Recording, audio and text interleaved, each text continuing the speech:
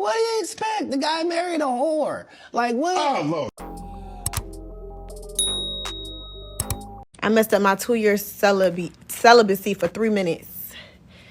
It don't count. It don't count, girl. 3 minutes. Anything under 3 minutes don't count.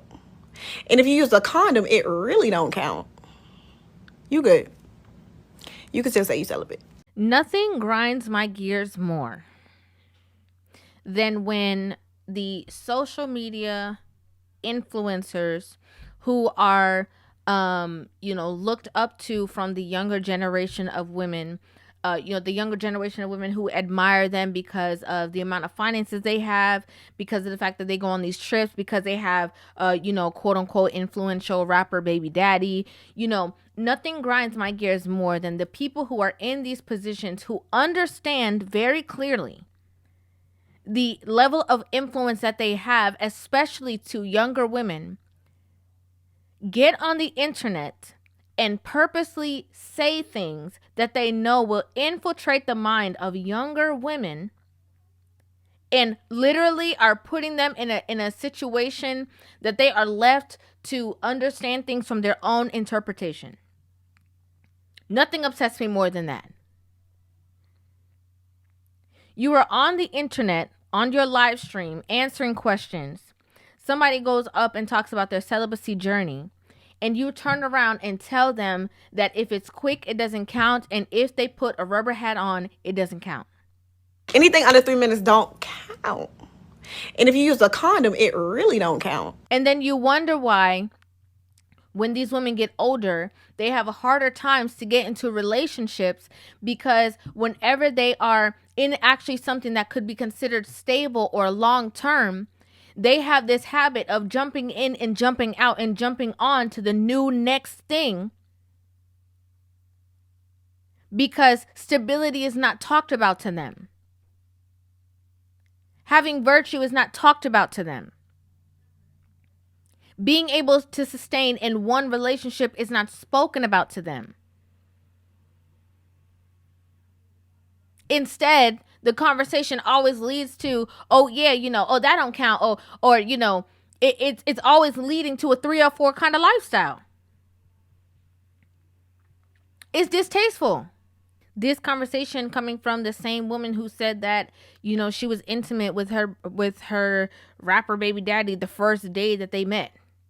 My baby's father, or my child's father, he first night, and it's been 6 years. We never met before. That my first time meeting him, like upstairs, and we sat and talked for maybe 4 hours, and then it just happened. This also coming from the same person talking about, how come men don't love women like how they used to in the 90s anymore? How come those men don't worship the ground that those women walk on? And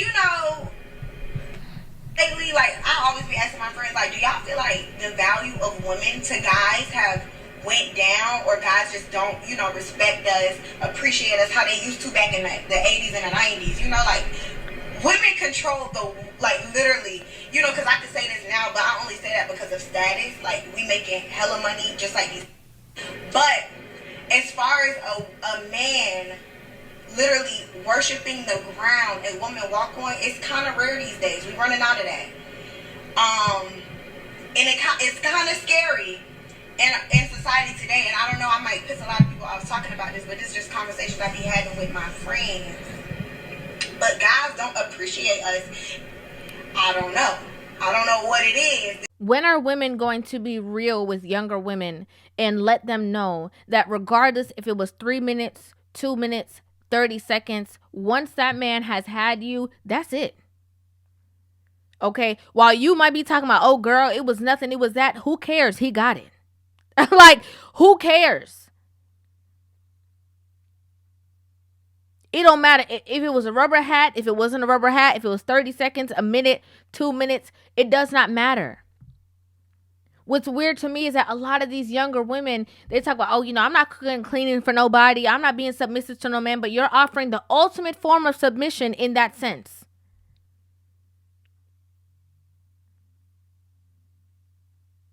A man can enter as many garages as he wants to, if you guys get the analogy, and come out unfazed.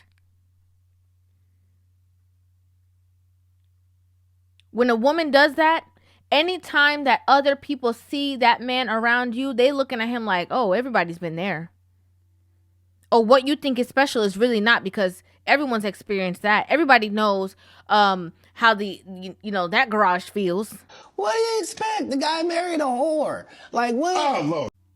There's nothing secretive about that. There's nothing special about that. And as a woman, you want, when you are in a relationship with your person, that they feel like, yes, they can walk around with you proudly, knowing that you have not been experienced by everyone, by multiples. And having this narrative that, oh, if it's under 3 minutes, it doesn't count. Or if you wear a rubber hat, it doesn't count. It's telling younger women that you can experience as many people as you would like to, as long as you keep it under a certain time frame, and as long as you keep it under a rubber hat. Then when somebody asks you, or when you have a certain conversation, you can omit all of these other, people or circumstances, because it didn't count. And how come whenever these conversations are brought into the mix, how come the fact that, there are certain diseases that are really real, that are incurable, how come those things never come into the conversation? Hello, my name is Bianca and I'm HIV positive. So while the purpose of this person's question was to degrade me, I feel compelled to be honest about it. The truth is that yes, I was being promiscuous. And I contracted HIV at 27, so yes, it was unprotected intercourse. At that time, I was extremely broken, extremely traumatized. I felt unworthy. I didn't love myself. I felt unlovable. And I thought that if someone wanted to sleep with me, especially unprotected, that meant that they loved me. There's no help in the conversation talking about, oh yeah, girl, don't worry about that. That don't count.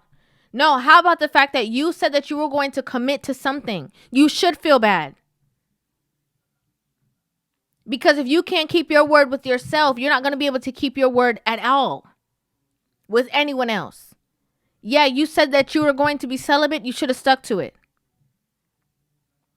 That's real accountability. But a lot of these women don't want to, hold women accountable, because they're afraid of, being looked at in a certain light or in a certain manner. They're afraid of people looking at them like they too, they think they better, or that they're trying to hold them accountable.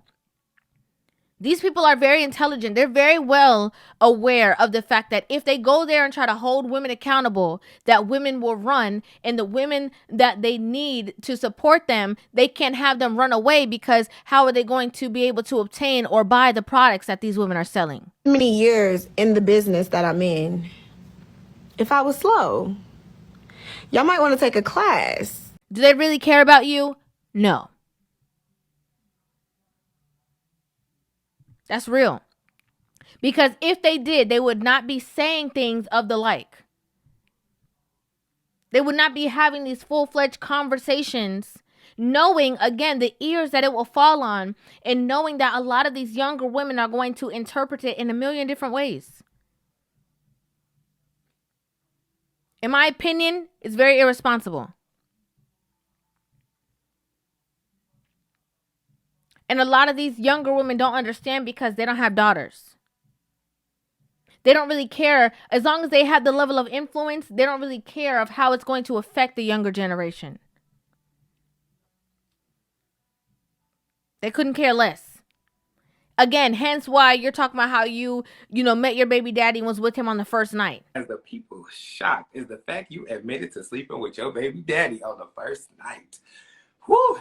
Can you tell us more about why you think sleeping with someone on the first night is beneficial to a relationship? Good. And you sleep with somebody on the first night, they're coming back. Period. Like, it's not really much to it. If I like you, I'm not about to wait. What I'm waiting on? Doing it the next week? Or waiting the next day? What is that gonna solve? Or that's if he whether he liked it or not. As if that's something to be proud of, and talk about, oh, what am I going to do? Wait a week?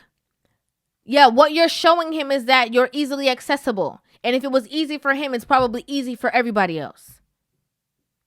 But you're not telling the younger women that. You're not saying, oh, I did that and I made a mistake, or I should not have done that. No, you're proud in it. So then you're also infiltrating the minds of younger women again, and allowing them to say, oh yeah, I don't have to wait. I could just do it. They won't look me any at me any different, but they do. Men think logically. So they think, one little conversation and it was so easy to obtain. That means probably it was easy for other people to obtain. Oh, so I know the category I'm going to put you into. And if they call you back, it's because, again, it was easy to obtain, not because you were so special. Not because you had the number one box. That's another delusion that a lot of women have. Oh, yeah, I got the best. You just have one. Okay? You just have one, and he was able to get that.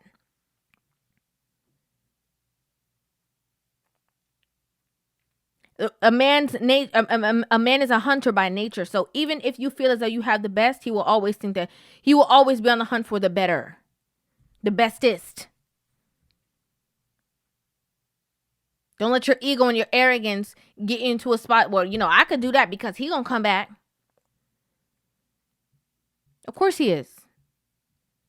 Because it's easy to get.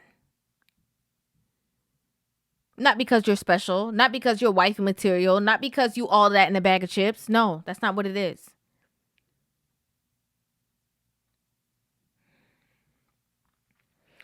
I'd like to know what you guys think about this in the comment section down below. I would love to hear you guys' opinions on this video. Make sure you guys hit that subscribe button and give this video a thumbs up. And I will see you guys in the next one. Love you.